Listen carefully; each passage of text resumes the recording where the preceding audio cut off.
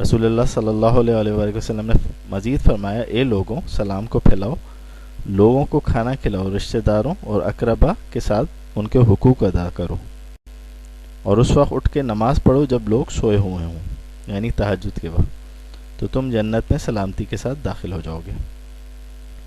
حضرت عبداللہ بن عمر رضی اللہ تعالیٰ عنہ کا تو معمول ہی تھا کہ وہ روزانہ پابندی سے بازار جاتے، نہ کوئی سودا سلف لیتے، نہ کسی دکان پہ رکتے، اور نہ کسی مجلس میں شریک ہوتے۔ جب ان سے بازار آنے کا سبب دریافت کیا جاتا تو وہ فرماتے، میں صرف لوگوں کو سلام کرنے کی غرض سے بازار آیا ہوں۔ صحابہ علیہم رضوان لوگوں کی خیر خواہی میں سلام کیا کرتے تھے، پاکیزہ دل کے ساتھ، جبکہ آج کل کے لوگ سلام کو دھوکہ دہی اور مکاری کے لیے استعمال کرتے ہیں۔